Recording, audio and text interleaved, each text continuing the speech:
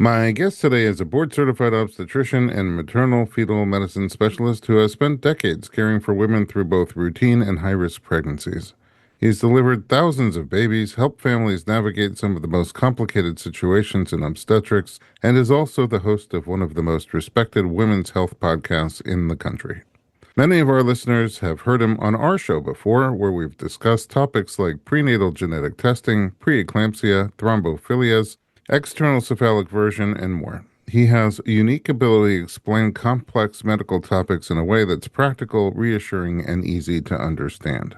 Today, we're talking about cesarean birth. Nearly 1 out of every 3 babies in America is born by C-section, yet most parents don't learn much about them until they're suddenly facing one themselves. Sometimes that conversation happens weeks before delivery, sometimes it happens during labor, and sometimes it comes completely out of nowhere.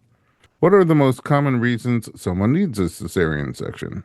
What choices can still be made once that decision is reached? What actually happens in the operating room? And perhaps most importantly, what should recovery look like in the hours, days, weeks, and months afterwards? I'm pregnancy-focused chiropractor Dr. Elliot Berlin, and you're listening to the Informed Pregnancy Podcast.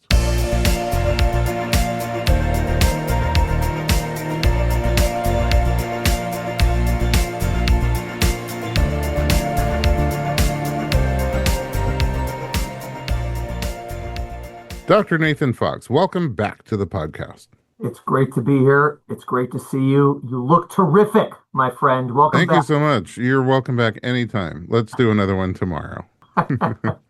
My pleasure. What's going on? Nothing. It's always great to talk to you. You're one of the most refreshing guests because you're so knowledgeable and so calm. And as I said in the introduction, you have a really wonderful way of explaining things that will make a listener or a patient feel confident, heard, understood, and give them all the information they need to move forward in whatever choice they're trying to make in the best way. So today we're talking about C-sections. My understanding is you've done a few. I have, and I appreciate the intro. And let's see how well I make people feel reassured when we're done. Maybe you're going to have a C-section. I'm trying to have, we talked about a VBAC, vaginal birth after coronary artery surgery. We can do it. Thank you. So I'm extra interested in hearing what you have to say today. Okay. Before we talk about the surgery itself, let's talk about some reasons why someone would be recommended to have a cesarean versus vaginal birth. Yeah, so there's probably two buckets of why someone would get recommended to have a C-section. And the second bucket has two buckets within it. So it's like one and then 2A and 2B. The first bucket is it's known before the due date or before labor or before the end of pregnancy that a C-section is preferred compared to even trying a vaginal delivery. So for example, something like a placenta previa, where the placenta is blocking the cervix, and we know that that is life-threatening if a woman were to labor with that, and so we recommend a C-section. Or, for example, sometimes with breech babies, we discussed this, that in the past we would deliver them vaginally, and now most people deliver them by C-section, but that would be, for example, a reason why someone would recommend a cesarean without even laboring or trying to labor. There are other reasons on that list, but basically that's the first bucket, where during the course of prenatal care or even going into pregnancy, it's known that for this particular person, for you, it's safer, we think, for you and the baby to have a C-section than it is to try to labor. And that's sort of like high level bucket number one. Even if we don't talk them through in detail, what are a couple of the other things on that list?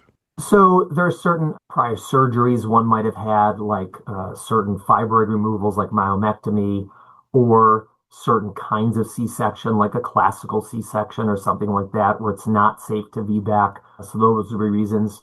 One of the controversial ones is if the baby's measuring very large, are you better off having a C-section or better off trying to deliver vaginally? So that itself is a complicated discussion, but it is possible that someone might recommend it. Sometimes if someone's having twins or triplets and they're not in the right position, they'll recommend a C-section for that reason. Those would probably be the main reasons why Would you someone would put be advised. like STD, cord issues? Cord issues, Not so much unless there's something called the vasoprevia, which is pretty rare. That could be one reason. STDs, I mean, if someone has an active herpes infection, genital herpes, we'll usually recommend a C-section to prevent the baby from getting it. It's unusual because, I mean, a lot of people have been exposed to genital herpes, but to have an active one at the time that you're in labor. And also, typically for those women, the plan is to deliver vaginally, but if at that time they coincidentally have an active herpes lesion, then we will, recommend a C-section instead. But over the course of pregnancy, you wouldn't say to someone going into pregnancy, for example, who has a history of herpes, oh, you can't try to labor. We would say as long as you don't have an active lesion, you can labor. Maybe that's a different bucket. And then Yeah. also Funic presentation. So that's where the cord is in front of the head. It's also pretty rare, and you wouldn't verify that again until the very end of pregnancy because it can move out of the way. Even in early labor, it can move out of the way. So again, that wouldn't be one where we would like necessarily be talking about it for weeks and weeks, but maybe that's between the buckets, I would say. Okay, maybe three more between the buckets would be because I guess depends where and to the degree, but is C-section on the table as an option for early preeclampsia, for cholestasis, for IUGR? So, generally it depends on the circumstances, meaning if someone needs to be delivered early for a medical reason, and then there's a decision, is it better to induce your labor or do a C-section? There might be a reason where you would say a C-section is better, although generally, for all those reasons, you could induce labor. Sometimes if there's growth restriction and the baby's in real dire straits and we don't think the baby's going to tolerate labor, then we might say it's not worth trying. But again, if someone has cholestasis, it's not like the plan is, oh, therefore you need a C-section. It might turn into a situation where you need one, but I would say that's the exception. Okay, more buckets. So the other big bucket is someone who is in the process of trying to deliver vaginally, where we say, hey, we need to change plans, and now the better plan is to do a C-section. The reason I said there's 2A and 2B is because there's sort of two general reasons why for someone in labor, we might say, hey, I think we should switch plans. The first one, and both of them have a lot of gray to them, right? And there's a lot of art in determining if it's happening or not. And the first one is related to concerns over the baby. For example, things like with fetal heart rate monitoring, or we're concerned that somehow the baby's not going to tolerate the labor and is going to somehow get harmed during labor. So that's a reason why it might be recommended.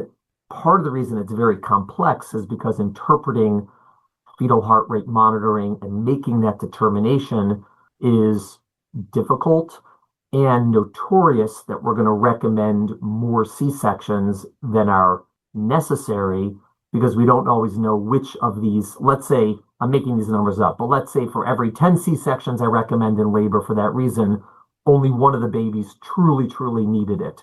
Meaning, had we let them all labor, 9 would have been fine and 1 would not have been. Again, I'm making these numbers up.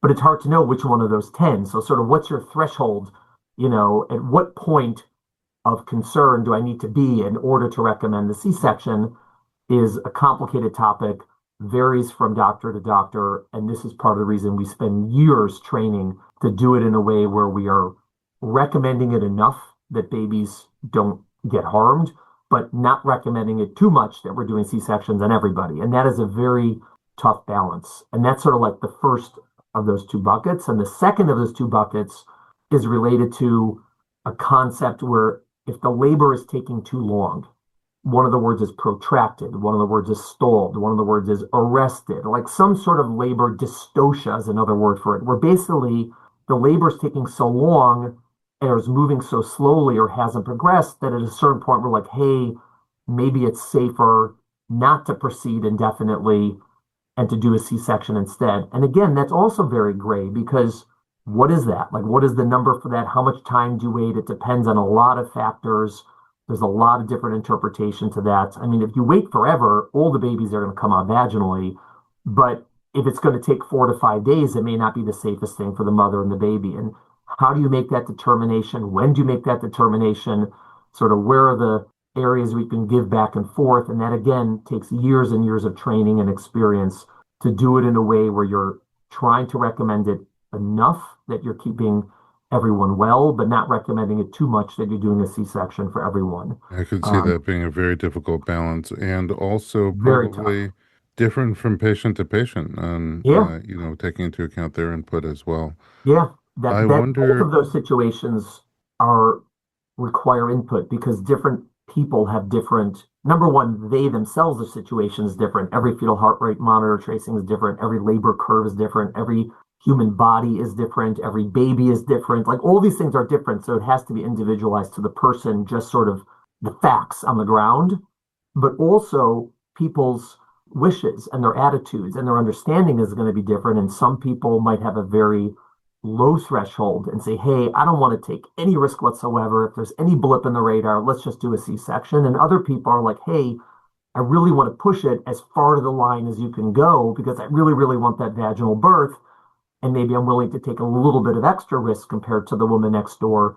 And that's fair, right? And so you have to sort of work with people, try not to let them make decisions that are going to get them harmed, but there's definitely leeway in both of those decisions to try to talk to people and come to an understanding that everyone's comfortable with. during my doula days, I've had more than one occasion where I had a client in labor and, things would taken a while, but you could see on the monitor the other two tracings of patients that nurse was caring for Yeah. so that she can see, her other clients when she's in another room. And I've had people be like, you know, turn it competitive. Wow, look at those contractions. I'm gonna pull ahead. I'm gonna get this baby out before she does. Yeah, I don't know what sparked me to think that. But okay, 1 in 3 is roughly the cesarean rate currently in the United States. Do you think that is a healthy number? Should we strive for higher or lower, or is that a good place to be? So I don't know is the right answer. And I think that there's a lot of talk about how many C-sections are being done. A lot of people say it's too many. The problem is that may or may not be true. The problem is no one knows what the right number is. I mean, if you look at places around the world that have very, very low C-section rates, they have actually high infant morbidity and mortality, meaning there is some number of C-sections you should be doing in order to maximize health for the newborns, right? That's at the expense of doing C-section on the mother, obviously, which is the trade-off. But what is the upper limit of normal? Like, what should it be? We don't know. People give all these numbers out and they say this is good, but it's not based on solid science. That's number one. Number two, you have to be very particular what you're talking about. So the overall C-section rate in a population is also going to be related to the risks of that population. So, for example, people ask me, like in my practice, what's my C-section rate? First of all, I don't know. Second of all, it might be different because I take care of maybe women who are on average older and there's a higher risk of C-section as you get older, or maybe they're more likely to have prior C-sections or medical problems or issues with the baby, as compared to someone who takes care of only young, healthy, multiparous patients where their C-section rate is going to be very, very low. So does that mean that I practice differently from the other doctor? No, we just have different groups of patients who come to see us. And so C-section rates will vary a lot based on the population being looked at. So one of the things that has been sort of created to try to level the playing field is something called an NTSV, which is an acronym for nulliparous, first baby. T is for term, so full term. S is for singleton, so not twins. And V is for vertex, meaning head down. So if you take what is your C-section rate in first time moms who are full term with a head down baby? And to say, okay, that's sort of like trying to compare apples to apples. And people have talked about what the C-section rate should be in that population. And people say the goal is somewhere in the 20 to 25% range. But again, I don't know. Is that the right number? Should it be lower? Should it be higher? I'm not really sure. At the end of the day, what I tell people is the important thing is not what the C-section rate is, but are you under the care of someone or a group of people who are good doctors or midwives? Are they wise? Are they patient? Do they explain things well? And if that's a situation, if you need a C-section, you will feel confident that it was recommended for the right reasons and you're doing it, that it's an overall good decision.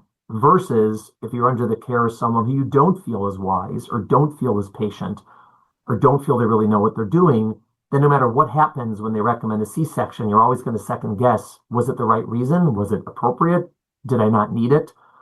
And so I think on an individual level, that's the more important thing, that if people end up needing a C-section, they feel that it was done for the right reason and they were comfortable with it and they were part of that decision. And so there's no regret over it. They feel like this was the right thing for me I, personally. I think that's a really smart way to look at it. And I might add one piece, which is, are they on the same page with you in terms of important things? So you could have a very wise doctor, but a doctor's a person too, and they also have decisions to make, and there are certain things that are in their comfort zone and feel like doing that is going to be giving good care, and doing something else is not going to be giving their best care. And also certain things liability-wise that they may be comfortable or not comfortable doing. And that doesn't make them a better or worse doctor, but it might make them a better or worse fit for you. Yeah, correct. So all the things that you said plus that. I'm going to take a little break. When we come back, I have a million more questions. Don't go anywhere.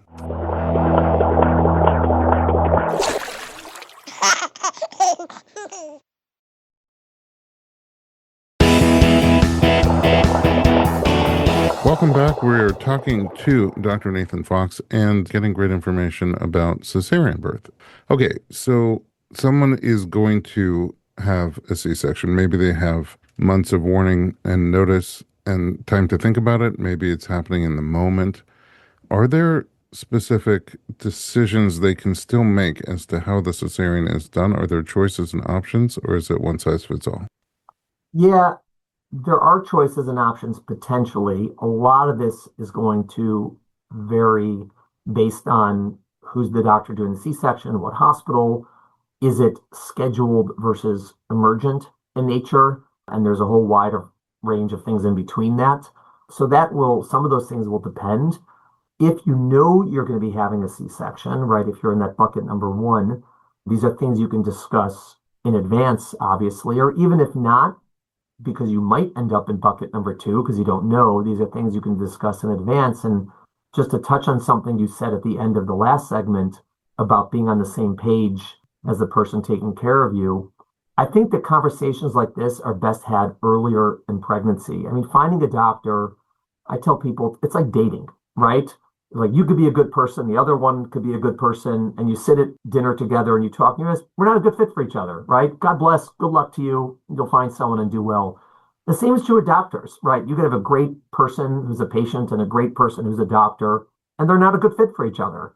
Or you may be surprised that someone is a good fit for you. And these are things you sort of find out just the same way you'd find out in dating. You talk to the person, you listen to the person, you get a good sense. Are we a good fit? And assuming you think they're a good fit, you can ask questions about this. Hey, what does happen for C-section with you? Do I have choices? Things like that. So if you know you have a scheduled C-section, one of the choices might be, when am I doing it? What day of the week am I doing it on?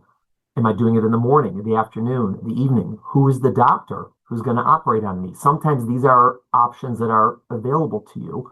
Who's going to come in the operating room with me, right? Do I want it to be my spouse, my partner? Do I not want it to be that person? Are they going to pass out and I'd rather have my sister come in with me or my doula come in with me or whoever it is? Is there an option for how many people can come in with you? Are you limited to one person? Can you have two? Can I play music? If so, can I play my own? Can I wear headphones? Do I have to wear a hospital gown? I mean, there's all these types of things that you can ask about sort of going into the room. Once you're in the room, typically things go pretty, for the most part, according to protocol because we're trying to do it in a way that's safe, that's sterile, minimizes the risk of bleeding and infection. And that's why you sort of limit certain variation in how we operate. There are some things that might be available, like in our hospital, there's an option for they can drop the drape or there's like a clear drape so that if you want to see the baby coming out of your belly, you can. Other people don't want to do that. There's an option for sometimes the anesthesiologist to put the heart monitor stickers on your back instead of on your front if you want, less wires on your front. There are some Cool. I've never heard of that. Yeah, there's a concept, I don't know, something called the gentle C-section. Have you heard of this? Yes. Yeah. So in our practice, I say if you want, you can have certain doctors deliver you the non-Jewish ones, and then it'll be a Gentile C-section. Uh, but a gentle C-section it's almost the default now where you're trying to make it as it's surgery, right? It's surgery. You can't get around it. Like it's a major abdominal surgery, but to try to make the experience either as pleasant or as less unpleasant as possible. And so giving people some of the experience of a vaginal birth, seeing the baby, trying to get the baby on them like you would in a vaginal birth, maybe even if their arms are available to have them hold the baby a little bit. Certainly, if they're not up to holding a baby while they're having surgery on them, to just have the baby like nestled up against them, or if the partner's there, the partner can hold the baby. And these are generally available to people, unless obviously there's a concern with the baby and the pediatricians are, working with the baby. But generally, those things are available for the majority of people having a C-section. The anesthesia is going to be such that you're awake, right? It's a spinal or epidural. And so being awake gives you the opportunity to ask questions while it's happening. Is everything okay? What are you doing right now? What step are you on? And most of the surgeons are very comfortable talking to the patients during the operation. Obviously, if I have to focus on something and concentrate, I'll say, hey, listen, I need a couple of minutes. I'm very focused here. But otherwise, we're happy to talk and answer questions that people have. It also gives people an opportunity to hear the baby, to hear the cry, and to see the baby, right? Whereas if you're under general anesthesia, you're put to sleep, you don't have those memories and experiences, which most people obviously really cherish afterwards. It's a Uh, weird surgery because you're generally awake for it. yeah. And so it's got to be a surreal feeling to have your belly cut open, have your baby pulled out while It's you're awake. it's also surreal for the doctor because we don't normally operate on people who are awake, Oh, right? that's true. So it's Yeah. one of the things where I always, when I'm outside and I'm scrubbing, if there's a med student, I'll always say to them, like, have you been in a C-section before? And I'll be like, remember, they're awake, right? Like the things we say, they hear. So you don't say things like, whoa, never seen that before. Or like, oops, like there's things you just don't say, during a C-section. You have to be very, very careful because they're there with you, right? They're present in the room and fully alert and awake and have a partner with them. And it's just a different tone in the room. It's nice, actually. It's quite pleasant. I want to spend the rest of this segment talking about what actually happens during a cesarean to better Hmm. prepare someone who might go through it. Yeah. First of all, the people in the room. Who's in the room from the medical side? The way we do it is there's two surgeons, at least, sometimes a third person if maybe there's a learner, like a med student or a resident or something like that, someone like that, excuse me. So there's at least two surgeons. There's at least one anesthesiologist, sometimes two. There is someone called a scrub tech, who is the person who scrubs in on the operation and helps us, like hands us the instruments and takes them back from us. There's usually someone called a circulator nurse. That's a nurse who is in the room, not scrubbed, but like helps get things and sets things up and helps with the suction and help, sort of manning the room, so to speak. Then there's frequently another person or set of people there for the baby, whether that's a nurse, a pediatrician, or a combination of the two, depends on the circumstances. That tends to be it on a routine basis. In the operating room, there may be more people if more people are needed. If there's more than one baby coming out, there might be more people for the babies, obviously. So those are the people in the room, plus obviously the patient herself, plus the person who's with her. And if they allow two people, maybe two people with her.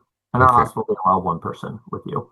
I know a lot of the hospitals here separate the patient from their partner for prep. Is that Yeah, something you do too? we wait until we're ready to start. And the reason is number one, we don't like someone in the room when they're placing the spinal or epidural because that's the time where people can get woozy and pass out, and we don't want two patients. We just want one.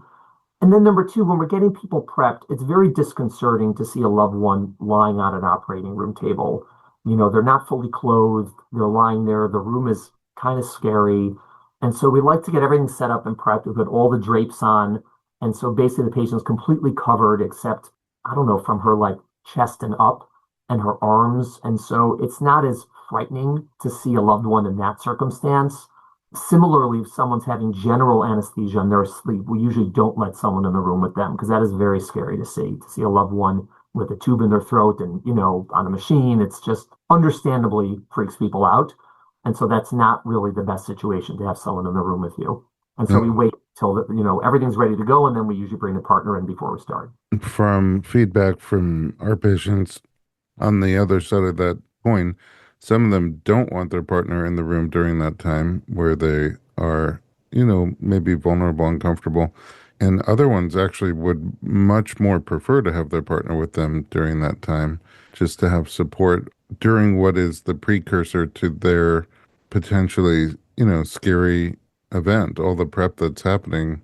Oftentimes we do get that feedback, man, I don't know why Yeah. they kicked my partner out. That's when I needed them the most. Yeah, I think that's fair. There are logistical reasons also because we're trying to get the field to a sterile field and they'd have to sort of sit in the corner and this. And so I think that's a fair feedback and criticism, but there are legitimate reasons for it. What I try to do personally to mitigate that is, while all the people are doing the setup, usually I assign one person to sort of act as the surrogate partner, so to speak. Frequently, it's just me, right? I'll let everyone else do all the work. And so what that means is I'll usually, you know, if she's okay with it, hold her hand, put my hand on her shoulder, talk to her, keep her focused, say, here's what's happening, here's what's going to happen. When she's getting her spinal epidural, if it wasn't in place, I'm usually the one who she leans on, when I hold her while she's having it done, just so no one feels alone during that time period. Again, I'm a lousy substitute for someone's loved one, but I'm better than nobody, I would say. And so just to keep people, calm and comfortable, and I think they appreciate that it's one of the surgeons and I can answer questions for them and always reassure them we're taking good care of you, everything's going fine, your baby's good, you're good.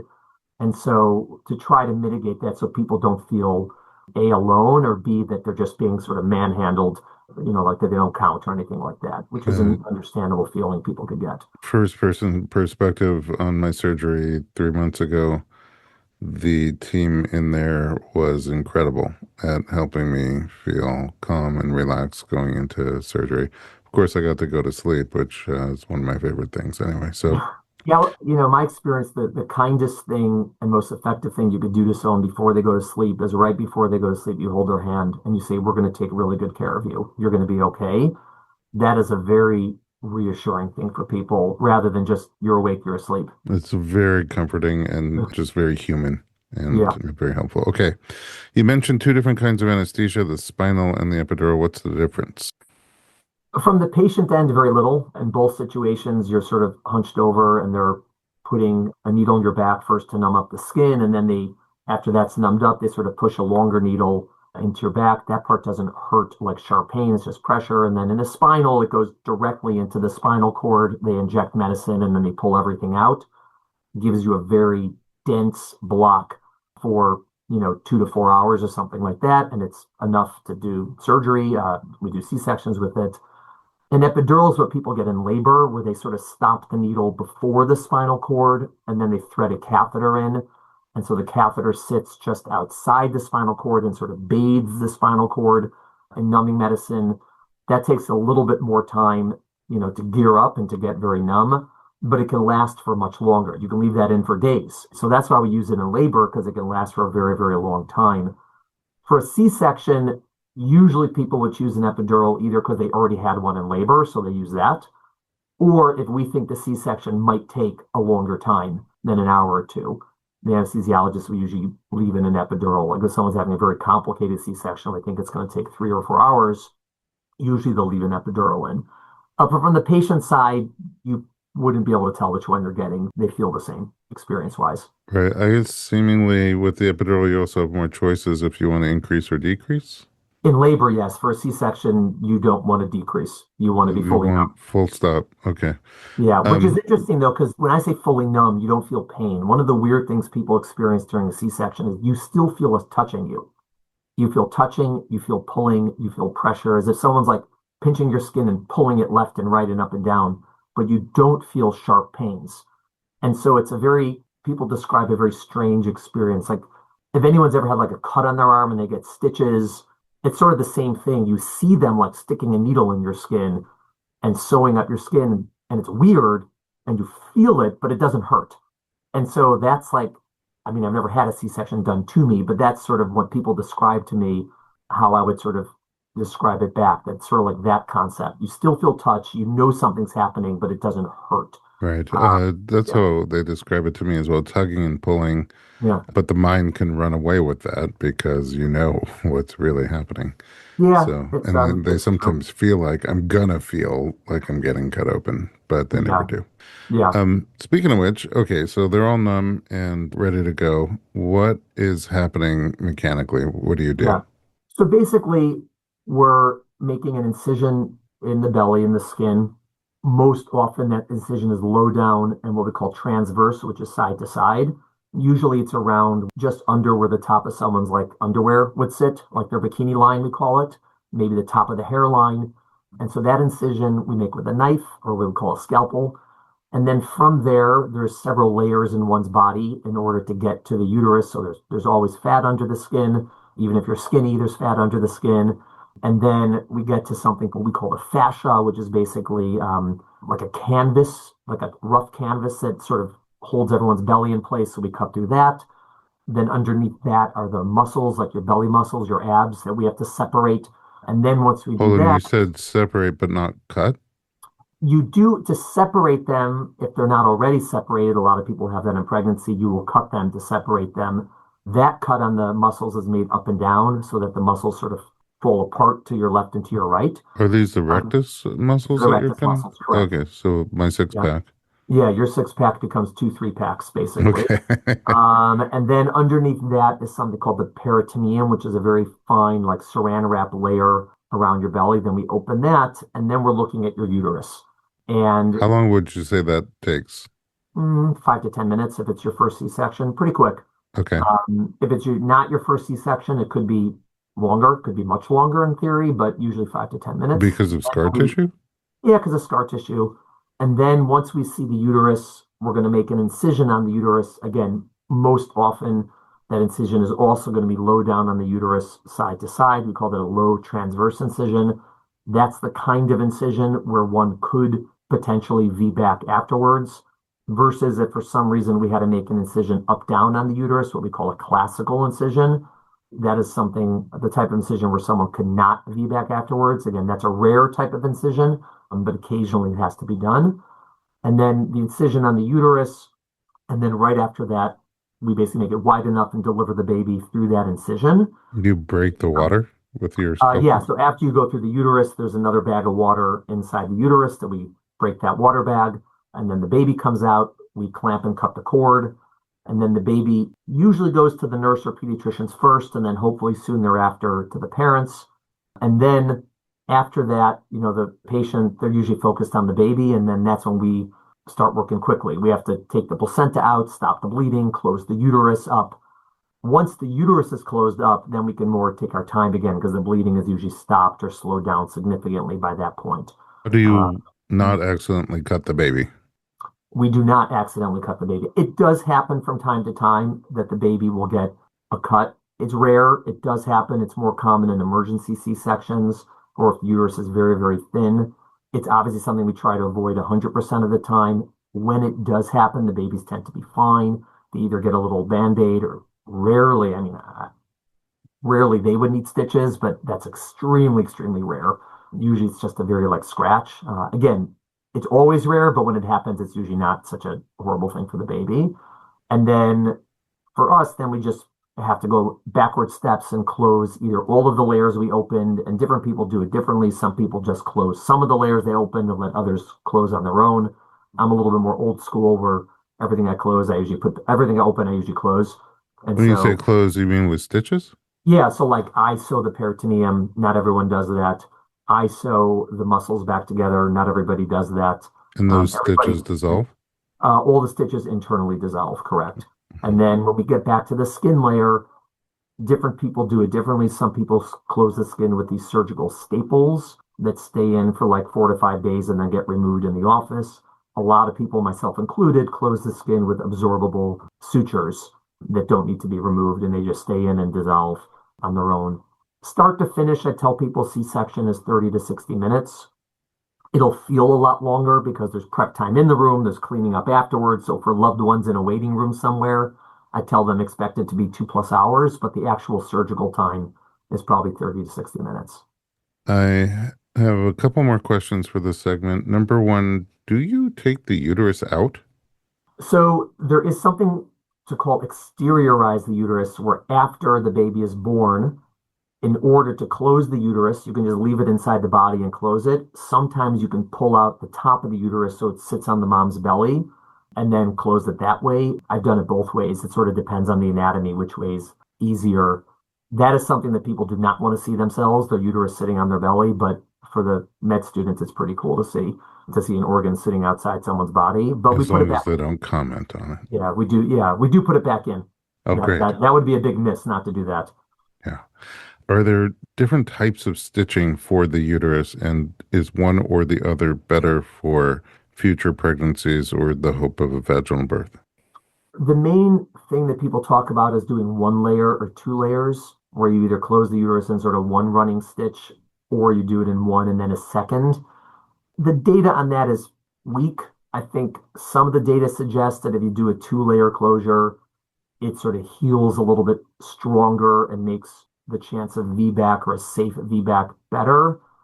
Whether that's actually true probably depends a lot on how people do their one layer closure and how people do their two layer closure. Right? It's hard to study surgical technique in a real comprehensive way because each surgeon is going to do it slightly different and may have different skills. And so you can compare people who had one layer to two layer, but it's hard to control for who their surgeon was. So I typically close with two layers, not 100% of the time, but that's sort of my default. I don't know if that's what most people do in the country. I think yes, but I don't know that to be a true Oh, fact. you're pretty thorough with the stitching. You're like I'm old, Doc McStuffins. old people tend to sew more how Oh, we do people. it. But even when I was young, that's how I was trained to do it also. So I don't know. I was trained by old people, I guess. All right. Two more quick questions on this Yeah. segment. They're both about choice. One is some people want delayed cord clamping. They kind of Hmm. want as much of the blood from the placenta to get into the baby before you Yeah. clamp the cord. Is Yeah. that an option for C-section? Generally, yes. It depends on how the baby's doing, how much bleeding is going on, and things like that. Delayed cord clamping, there's good data that it's helpful in preterm babies. In full-term babies, the data is not as strong, meaning for most full-term babies, it doesn't really matter. And so it's just sort of what I found is for most people, it's just something that someone told them they should do or they found online. But is it Some actually better? podcast, Yeah, whatever. whatever. I mean, no, for preterm babies, there's good data to support that it helps them. It lowers the chance of anemia, things like that. For full-term babies, it's fine, like whatever, but it's probably not as valuable in that sense. But we do it if people want it, and we try to do it as sort of a routine. At C-section, again, there's other variables compared to vaginal delivery, like how much bleeding is she having, how's the baby doing, that sometimes limits our ability to do it for a long time, but we try to do it as long as we can if that's what the parents want. Last procedural question. Do you strap down arms and legs? And if so, is it all of them, Mm. or is there a choice there as well? For legs, we do strap them down because people have no control over their legs. They're completely numb, and we don't want them sort of falling off the table, like slipping. And so the legs we definitely strap down. The arms for C-sections, at least in our institution, we do not strap the arms down. That's really meant for people who are asleep. The reason people's arms get strapped down in surgery is mostly because they're asleep and you don't want their arm just like slipping off the board and like dangling off the side of the table, so you sort of secure them. But for people who are awake, that's obviously a pretty scary thing to be tied down for surgery, obviously. So we don't do that in our hospital. People's arms are free. They do lie them out, like out to the side, like in a T position, just because there's an IV in there and there's a thing, and we need access. But they can move their arms freely, typically during a C-section when they're awake. If they were asleep, they would tie them down again, just so they don't fall and injure themselves. Makes sense. All right, let's take a quick break. When we come back, we'll talk about recovery from a Yeah. cesarean birth.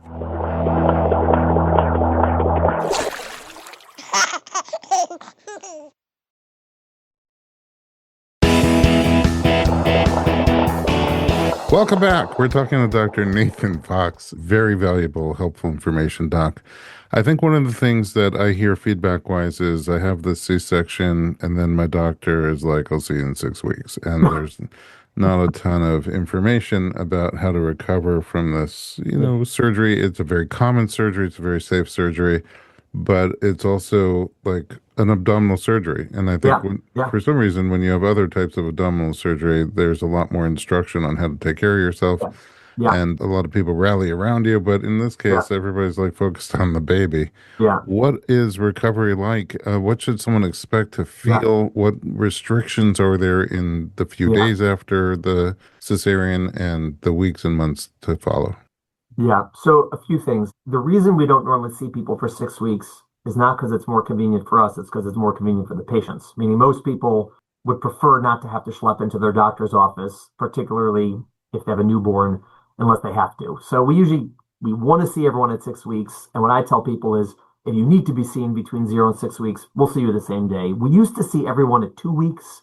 And we realized that was a waste of time because they'd come in, they'd schlep in, they're in pain, or come to our office and would say, "You're good, go home." And they'd be like, what the hell? Why did I come in for this?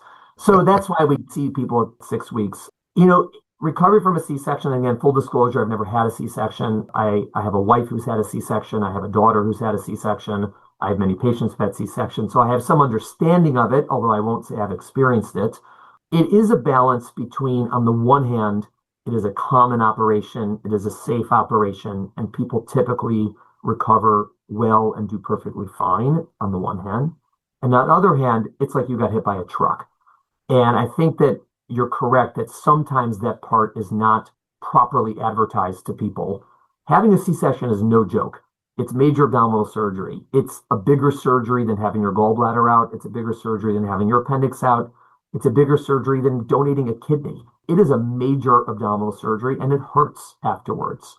And so I think that for most people, the recovery, what I tell them is the first 2 weeks are rough, predominantly for pain. And after 2 weeks, you'll usually feel around 80-ish% of who you were beforehand. 80, 90, 70, somewhere in that range. I mean, you feel pretty good. You could get out of the house, you could go somewhere, but you don't feel normal. It takes 2 months to feel normal.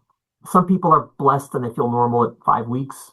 Other people, it takes 12 weeks. But I tell people expect it to be 2 months till you feel normal. And during those first 2 weeks, again, the primary issue is pain. And as you said, not only are you recovering from surgery, you have a newborn, right? So, like most people who have surgery aren't said, oh, by the way, take care of this newborn, feed this kid every 3 hours, don't sleep, don't eat, right? Like it's very, very hard. So, because of that, people will often require more help than they might otherwise, whether that's family, friends, whether that's hired help, whether that's professional help, lactation consultants or whoever it might be. But people, there's no shame in needing help after a C-section for yourself or for taking care of your baby. People should take the pain medicines that they need in order to be as functional as possible. By functional, get out of bed, take a shower, go to the bathroom, be able to feed yourself, stuff like that. It's hard to take enough pain medicine that you have no pain, but you want to do that. And you're balancing because the stronger pain medicines like narcotics, people are worried that they're going to get addicted, which doesn't happen much after C-section, fortunately. But also they have side effects. They make people drowsy, they make people constipated, they make people nauseous. So we try to get people off narcotics as soon as we can without them suffering, and then focus a lot on things like NSAIDs, like ibuprofen, which is, Motrin or Advil and Tylenol. And so that happens, people are off narcotics somewhere between 2 and 7 days after a C-section, I would say. And then they're on the Tylenol, Motrin for usually a couple of weeks, give or take. Well, Mobility increases with time. People can usually shower after a day or two, which feels delightful for most yeah, people. let's go back because the first few days are usually in the hospital after a Yeah, C-section. 2 to 4 days. Yeah. 2 to 4 days. How soon till they can get up and start walking around? Either the same day or the next day, You based want on it what time the quickly. surgery was. Yeah. Okay. And then shower, you say maybe a day or two later as well. Yeah, we usually let people shower the next day. They have to be able to stand, obviously, unless there's a seat in the shower. And then there's some, issues with the wound, but usually after 24 hours, we're okay with the wound getting wet. What do they do? Instructions for when they get home for the wound itself, but also limitations like you talked about Yeah. taking care of a newborn. Can they Yeah. bend, lift, hold, and feed the newborn, or are there Yeah. modifications? For the wound, there are fortunately not a lot of instructions. By the time they go home, there's usually nothing covering the wound except for maybe these little pieces of tape we call steri strips. Some people use glue. Again, if you had staples, the surgeon's going to want to take them out at some point. But if you went home with stitches, like we do it, You don't have to do anything. I tell people you can shower, it can get wet, soap can get on it. Don't scrub it, not like anyone would, and then just pat dry it with a towel. It does not need to be covered. I tell people New York City air is all you need to heal this thing. Maybe where Wait, you are, California air is good. And then after about 2 weeks, we tell people they could pull the little pieces of tape off. And again, everything else dissolves. So there's no, I say no potions, no lotions. There's nothing you need on the wound afterwards. so So not a that's fan of silicone? it's not that I'm not a fan. I don't recommend it routinely. If someone wants to do it, they can, but I don't know if it makes it any better. They usually heal pretty good. The wound, they're low down in the belly, they're across. They tend to heal nicely. Some people keloid in general, but the wound usually looks pretty good afterwards. In terms of restrictions, we tell people after all births, not just a C-section, usually don't have sex for X amount of time. Not like most people after C-section are clamoring to have sex soon thereafter. In terms of like activities, we tell them not to lift anything too heavy. They can lift their baby bag, things like that, but nothing crazy, not to do anything that hurts, right? And I tell them for activity to start slow, like they could start with walking, and as long as what they're doing doesn't hurt them that much, then it's generally safe. So people start with walking, and once they can do walks, they do long walks, and then they do longer walks. Most people are not hitting the gym in the first 4 to 6 weeks after a C-section. That's pretty unusual. What They just about don't know what picking up to the do. baby? Picking up the baby's fine. Nothing's going to happen if they pick up the baby. And the concern is not that their wound is going to like blow open if they lift something. It's just, it's going to hurt and this, and we don't want people to, suffer. And so we tell them to try to, increase their activities slowly. Right, but sometimes they also have a toddler who's gonna be wanna be Yeah, picked up and you have to sort of see how do you feel. Sometimes you don't have a choice. Sometimes you can sit and let the toddler sit on your lap, but you have to be careful they're not like kicking you in the belly because they'll just hurt. Again, they're not going to do anything to you that's going to harm you. It's just, it can be very painful, and you don't want to do something that's going to end up causing a lot of pain. okay. Is there anything specific to do if they're hoping to have a vaginal birth in the future, or it doesn't really matter? There's some evidence that they should wait a certain amount of time to let the uterus heal. Exactly how much time that is debatable.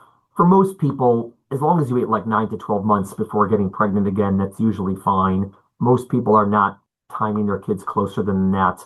But if they were thinking of it, it's something they want to talk to their doctors about, particularly if they had a C-section, because sometimes doctors will let them be back if it's after X amount of time, but not let them if it's within a certain amount of time. So again, on average, I would say most people are not getting pregnant within the first 9 months of their baby being born, in which case that timing is fine, in my opinion. If you're thinking about doing it earlier than that and you're planning on VBAC, I would definitely speak to your doctor first. Are there any restrictions on driving right after they get home? I usually tell people if you're on narcotics, you shouldn't be driving. I usually tell people it's not wise to drive for the first couple of weeks just because if you get like a bout of pain, it can affect, your driving. Maybe you're going to turn the wheel, or sometimes your reaction time is slow after surgery. So I tell people usually the first 2 weeks, it's better to have someone drive you. That's not a hard rule. There's probably someone who's okay to drive at 13 days and someone who's not okay to drive at 3 weeks, but that's sort of like as my baseline. It's probably not wise to drive in the first two Do you weeks. recommend an abdominal binder? Only if it makes someone feel better. It doesn't always. Not necessarily, and it doesn't Some always. people they feel better with it, some people they feel worse with it, but it's an One option. day, I will have a long conversation with you about all the work we do for cesarean scar remediation in terms Great. of level laser therapy and also manual work. But I don't want to take up any more of your time today. You've been very generous with both your time and, as I said at the beginning, really explaining things in a wonderful way. Certainly, people who listen to this episode all the way to this point are going to want more Dr. Nathan Fox. Where can we find you online? And tell me just very briefly about your podcast. Yes, so you can find me online. I guess my practice website, mfmnyc.com. Probably the better place to go is our podcast, which is called the Healthful Woman, WOMAN. We also have a website, healthfulwoman.com. We've done hundreds of podcasts, like you were in the same space. And I think there's a lot of overlap in our philosophies. And I think a lot of people who enjoy your podcast will probably enjoy mine and vice versa. And yeah, or otherwise just, walk around the Upper East Side of Manhattan and look for the guy with the Cubs backpack and you'll find me. And you also just recently co-wrote a book. Yes, Emily Oster and I co-wrote a book called The Unexpected. It's about a pregnancy after a pregnancy. We have a whole chapter on VBAC and pregnancy after C-section. And after other various complications of pregnancy. And so, yeah, thank you for plugging that. Appreciate it. Thank you so much for joining me, and at home, thanks for listening to the Informed Pregnancy podcast. For more pregnancy and parenting information just like this, visit us online at informedpregnancy.com.